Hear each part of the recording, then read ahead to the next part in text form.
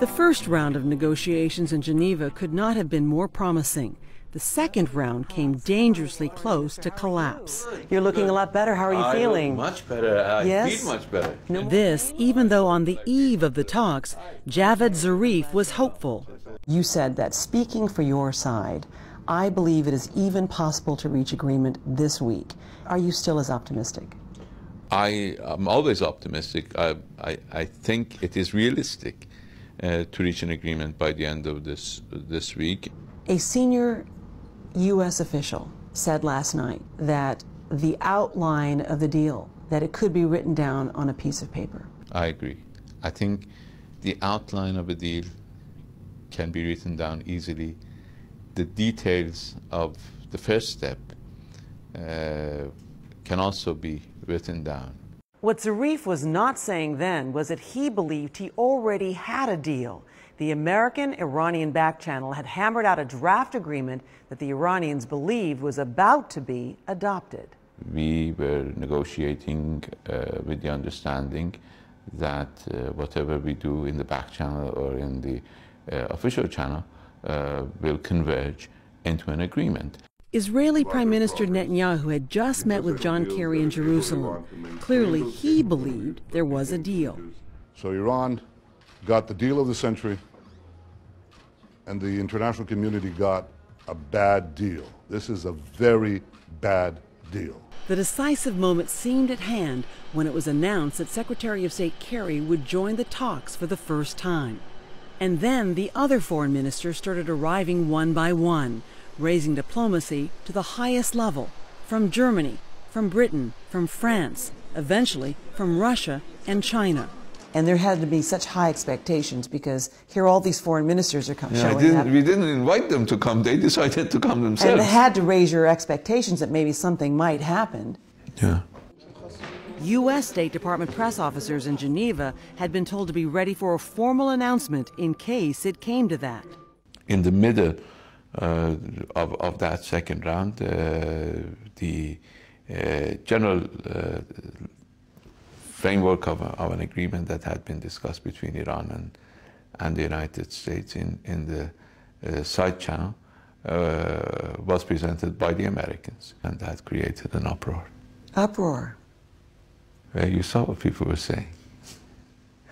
You were in Geneva when ministers started arriving, and some of them were a bit on the unhappy side. The diplomats had agreed not to speak about the negotiations outside of their meetings. But as Kerry was flying to Geneva, the French foreign minister broke that silence. He went public on French radio and torpedoed what was on the table. There is an initial agreement that we cannot accept, he said. I cannot say there is any certainty that we can finish. And one wants a deal, but not a sucker's deal. Il y a déjà des avancées. Mais à l'heure où je m'exprime, rien n'est encore acquis. Je vous remercie. When Kerry got to the hotel after his flight from Jerusalem, it was time for damage control. I want to emphasize there is not an agreement at this point in time. There were several countries that were prepared to just sign on to less than what we thought we needed because some people hadn't seen it in full. Other parties, they needed to go through some things. In fact, we wound up being one of the parties that felt we ought to really slow it down and make sure everybody is getting the T's crossed and the I's dotted correctly and that this has the right balance. It was okay for newcomers to this discussion, but it wasn't okay for the United States to start renegotiating a text that it had negotiated. So that was the first instance of new element of mistrust being injected in the discussions. Foreign Minister Zarif has made it very clear that there was a draft agreement that had been signed off by the United States and Iran at that time. Is that true?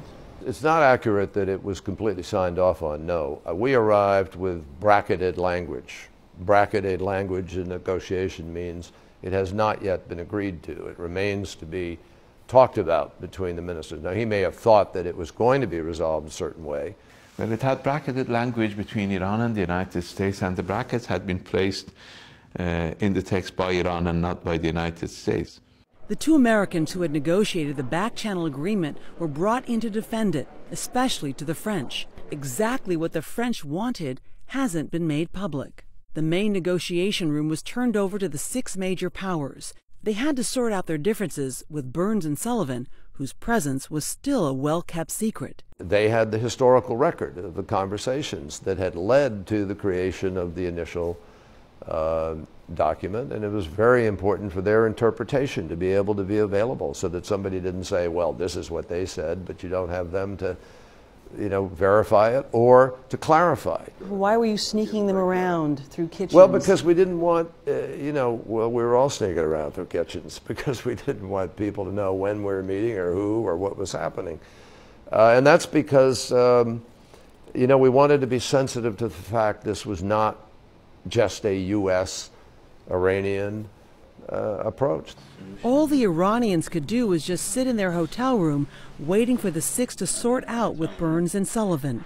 Javad Zarif says that took almost 48 hours. So what was to be a 2-day session dragged into the late night of a 3rd day. After midnight, it was finally agreed that this was not going to be resolved in round 2. I have to run. I apologize.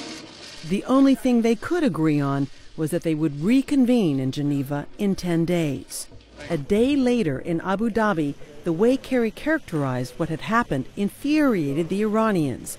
The French signed off on it, he said. We signed off on it. There was unity, but Iran couldn't take it. At that particular moment, they weren't able to accept that particular agreement. Then all of a sudden, Secretary Kerry and others went out and said that we all have a united front, and it's Iran that is not on board. And I thought that was less than honest. And that's why I tweeted. You wrote, Mr. Secretary, was it Iran that gutted over half of U.S. draft Thursday night and publicly commented against it Friday morning? Yeah, that's what I'm saying. I don't want to put him in an unfair situation.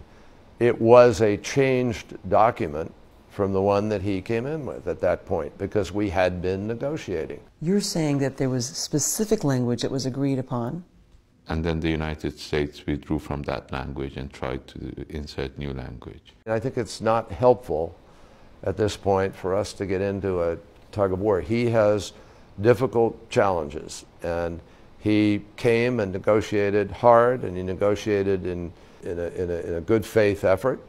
And I respect the fact that he had to go back to Tehran and go through that. I think what was important was that we conducted the negotiations from the 2nd round in Geneva in a way that allowed us to reach an agreement, albeit with some hiccups and difficulties that we faced in the process.